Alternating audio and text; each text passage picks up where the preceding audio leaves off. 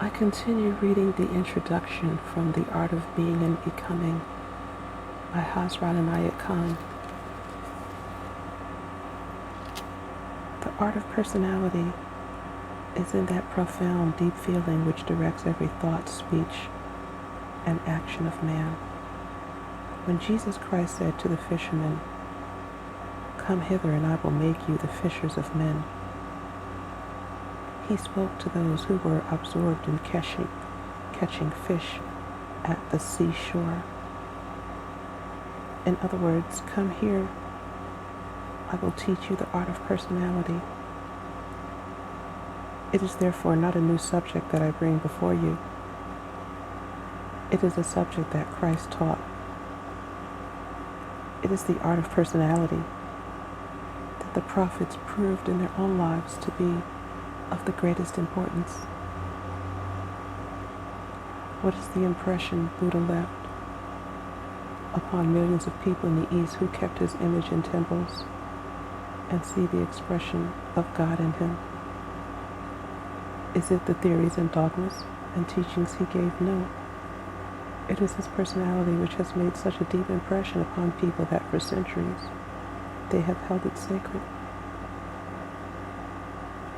It has proved to be more precious than anything in the world. This is not a subject of which one can say it is no better than any other subject. On the contrary,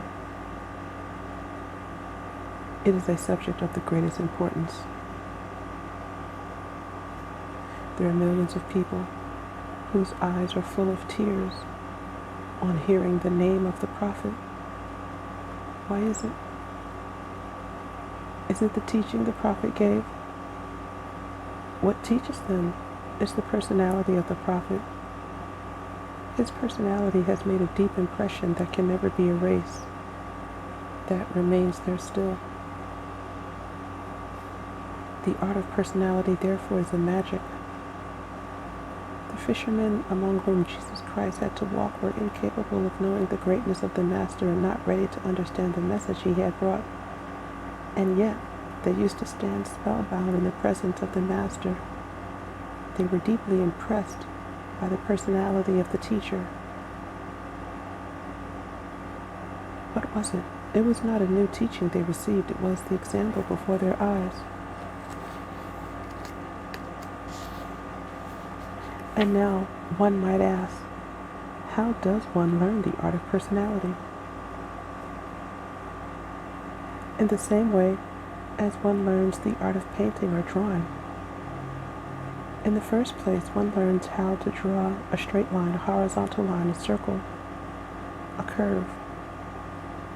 In the art of personality, one learns how to say a thing, how not to say a thing, how to avoid saying a thing, and how to say a thing without saying it. Then one learns the art of light and shade, which is the next thing. How to hide a certain aspect in conversation and to bring the other part brought to prominence. And then there is coloring. There is a great variety of colors. Every feeling, every thought, every idea has its particular color.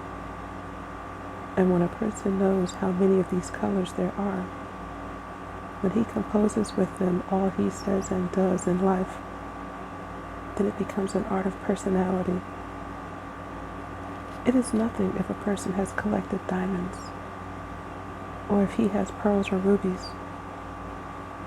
What is it worth if he has not developed in his personality that precious quality which makes a person precious? All those things are nothing. There are 4 grades through which one develops in the art of personality. In the first grade, a person has become thoughtful. Then he begins to observe his thoughts to see his actions. In the second grade, he not only observes his thoughts and actions, but is able to control them. In the third grade, a spontaneous outflow of sympathy comes naturally from the person. His attitude is outgoing. His personality attracts and becomes a blessing. And the fourth is a grade where no effort has to be made by the artist to make the art of personality. In this grade, the artist becomes art itself. And whatever he does, it all becomes a beautiful picture. Thank you for listening, and may you find lasting happiness.